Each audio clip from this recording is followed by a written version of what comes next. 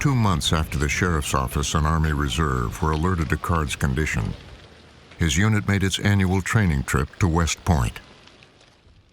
Almost immediately, he tried to fight another reservist, then locked himself in his room. Next morning, Card refuses to answer the door again. Soldiers huddle up and they decide, we gotta get the police involved, because this is somebody who might be in crisis. They call the New York State Police. Body cam footage shows the state police arriving.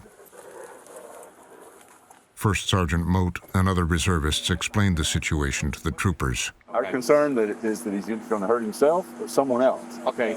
He needs to be evaluated. He needs to talk to a medical professional. He's like hearing voices, like it's like paranoia to like the nth degree. Like it's weird. It's really weird.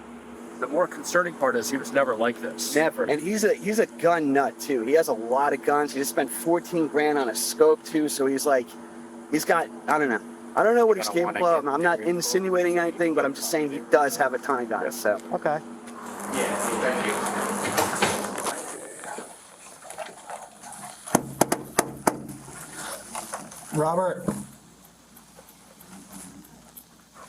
Robert, this is Trooper Katz with the State Police. Can you open the door for me, please?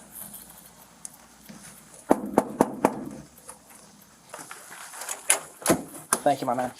You want to throw a shirt on? Come in and talk to you.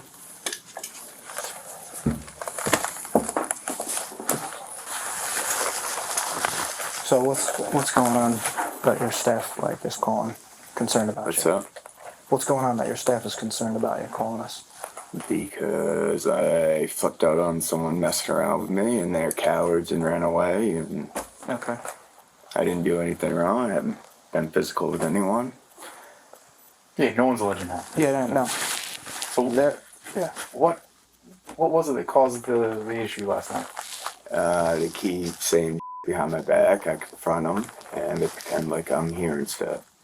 I mean, does it make sense that someone that you've been good friends with for over a decade would all of a sudden just start saying these things about you? It's happening everywhere, so yeah. What do you mean by It's making that? a lot of sense. What do you mean by that? It's happening everywhere. At work, I had to quit my job, go to a different place to try to leave it, and then it's there as well. So. What were they saying at work? Huh? What kind of stuff were they? Yeah, I'm a pedophile. I like little boys. I like little girls. The staff here is concerned about you to the point that they have command directed you to talk with a counselor. Okay? All right. So that would take place over at Keller at West Point. Are you willing to do that? Would you be willing I to talk have with to if someone? it's command directive, obviously. Okay. But Well, I mean, is it going to help when I say- anything? No. I don't know. I would rather have people stop talking and stop looking at me. I'm a private person that don't like my out there. I hope you understand that they're concerned enough about your welfare that they called us. Oh, because they're scared, because I'm going to friggin' do something, because I am capable. Like, what do you mean by that? Huh? What do you mean by that? Nothing. No. Okay.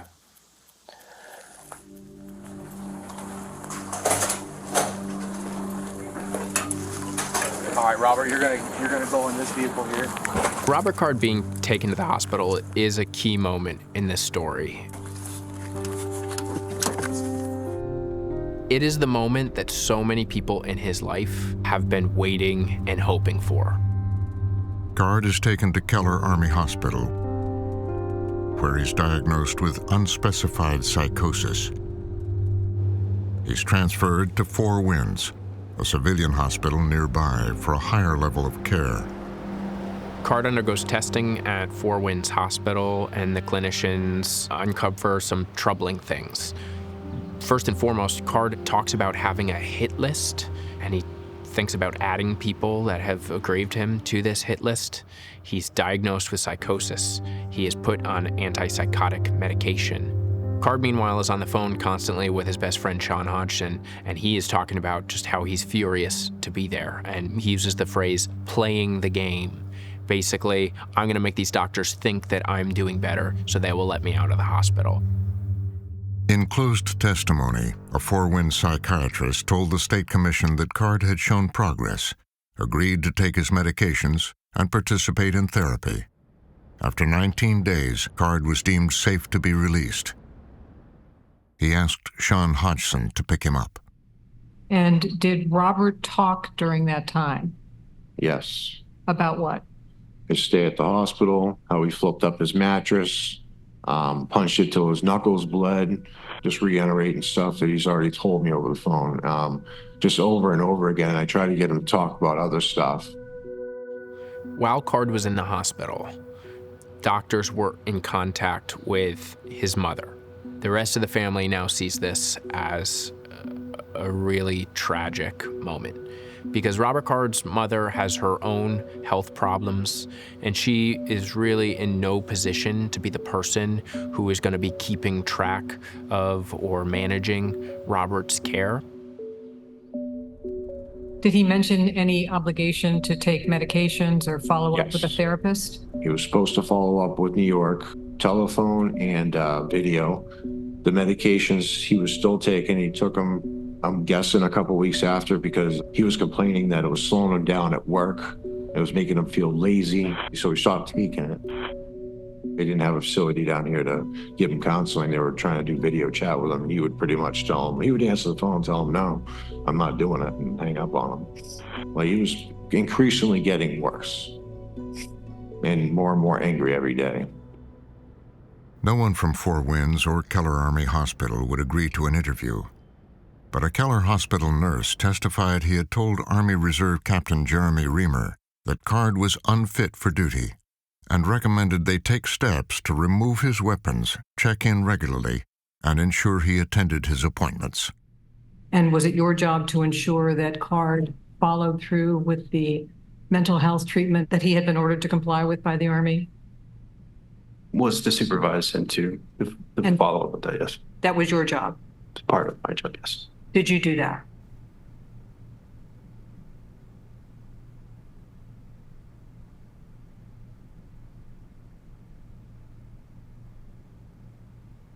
I personally did not follow up with him regarding that. Captain Reamer wouldn't agree to an interview, nor would anyone else in the Army. But in their own investigation, the Army acknowledged missteps in communication and follow-up, areas they said they have since improved. But they also criticized police and medical personnel and stressed that they only have limited authority over reservists. As a Army reservist, after being released and in between battle assemblies, everyone is essentially back to civilians, that I can't order someone to go to Sergeant Card's house and stay with him, especially with certain things like firearms, having no jurisdiction or authority over his personally owned firearms. Instead, Captain Reamer testified he was in touch with Sean Hodgson, who was asking the family for help. The plan was to have the family remove the weapons. Explain the plan. From my understanding from speaking with Staff Sergeant Hodgson, he had coordinated after speaking with Card in the hospital. My understanding was that an agreement, that an agreement was made and that the family agreed to remove the weapons from the home. But you're not sure who in the family? I cannot recall exactly who. What we know is that these guns were not secured upon Robert's release from the hospital. It never ended up happening.